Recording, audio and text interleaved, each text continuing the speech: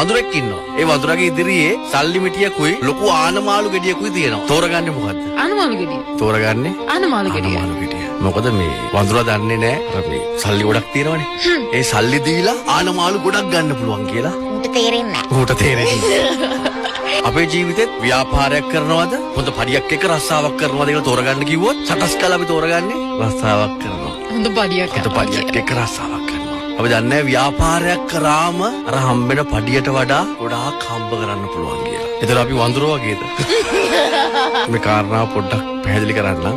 අපේ ජීවිතවල සමහර දේවල් පිළිබඳව අපිට ලොකු දැනුමක් නැහැ. අපි සෑහෙන කාලයක් පාසල් යනවා. පාසල් යද්දී ඉස්කෝලේදී කියනවා ඉස්කෝලේ කාලේ ගැන හරි සුන්දර කාලයක් ටීචර්ස්ලා කියනවා හොඳට ඉගෙන ගන්න පුතේ. හොඳට ඉගෙන ගත්තොත් හොඳ රස්සාවක් කරන්න පුළුවන්. හොඳ පඩියක් ගන්න පුළුවන්. ඉතින් අපි ඔළුවේ වැඩ කරන්නේ ඕක.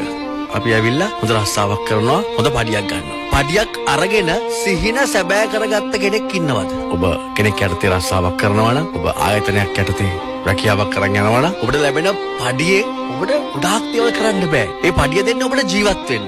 කන්න බොන්න, අඳින්න, පළඳින්න රස්සාවට ඇවිල්ලා යන්න. හැබැයි ඔබ ව්‍යාපාරයක් කරොත් අර ඔබ හිතපු දේවල් ඔබ ගන්න හිතන් හිටපු දේවල් ලොකු ලොකු ගෙවල් දොරවල් යාන වාහන ඒ හැම දෙයක්ම ඔබේ කර ගැනීමේ හැකියාව තියෙනවා.